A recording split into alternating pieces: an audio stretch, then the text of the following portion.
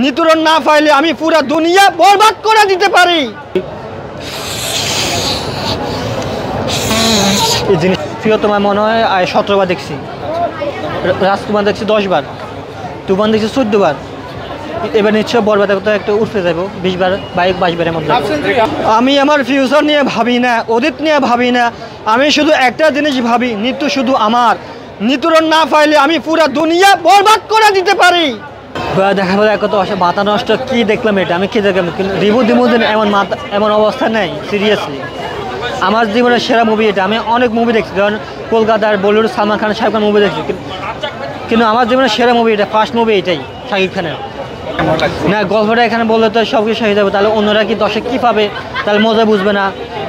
শুধু একটা বলবে শুরু থেকে দেখি নায়িকারা শাকিব খান মেরে ফেলে, কেন মেরে ফেলে এটা মুভিটা পুরো দেখতে হবে, তাহলে বুঝতে পারবে কেন নায়িকারা মেরে ফেলে।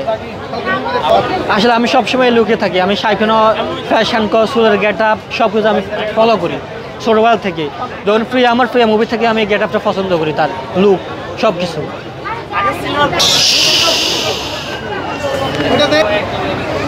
আমি আমার ফিউচার নিয়ে ভাবি না, অতীত নিয়েও ভাবি না, আমি শুধু একটা জিনিস ভাবি, নিতু শুধু আমার।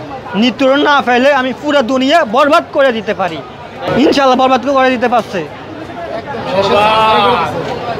শেষে যে দিচ্ছে ভাই, যারা হ্যাটাস আছে তারা মোড়ে, তারা শাকিব খান ভক্ত হয়ে যাবে।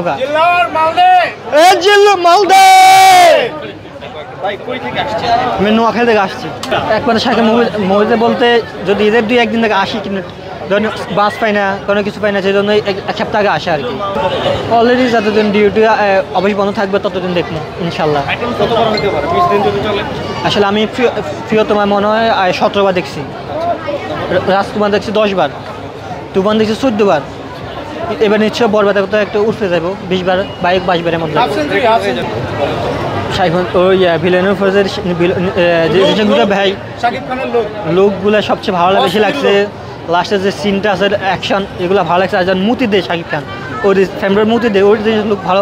একটা জিনিস আছে এভাবে তো শাকিব খান নাক বলি, এই জিনিসটা খুব ভালো লাগে। আচ্ছা, নিশো সিয়ামকে নিয়ে কি বলবেন? বা আমি এইসব এই বিষয়ে আমি যেতে চাই। কেন আপনাদের কেন এদেরকে সহ্য করতে পারেন না? আমি সাকিব নিয়ে থাকবো, আমি আর কোনো নায়িকা চাই না। জি, আপনি অন্য সিনেমা দেখেন না বলে তো অন্য সিনেমা এটা ভুল। অন্য সিনেমা দেখতাম, যখন মান্না সিনেমা দেখতাম, সালমান খান দেখতাম, তখন আগে সালমান খান স্বপ্ন জুটি ভালো লাগতো। তারপরে থেকে আমি শাকিব খান ভক্ত, শাকিব খানের স্বপ্ন জুটি। জি জি, তখন আমরা আন্দোলন করছি, শুধু কাটিং মানে আমাদের বলতেছে 16 মিনিট আমাদের কাটিং করে দিব, কাট করে দিব, এই নিয়ে আমরা আন্দোলন। তাহলে আমরা টাকা দিয়ে কি মুভি দেখবো? মেনশন যারা 16 মিনিট কাটে, তাহলে মানুষ তো টোল করবে কি মুভি বানাইছে, তাহলে বুঝবে না। রায়হান রাফি এবং হৃদয়ের মধ্যে আপনারা পার্থক্য কি করবেন? হৃদয় ভাইয়ের নতুন মুভি, এটা ভালো কাজ করছে, কিন্তু দুইটা আমরা চাই হৃদয়ের মতন রায়হানের মধ্যে আরেক পরিচালক আসুক, তাহলে বাংলা চলচ্চিত্র পাল্টে যাবে গা, আর বিভিন্ন অনেক পরিচালক সুযোগ পাবে, অনেক নায়করা সুযোগ পাবে, মুভি করবে।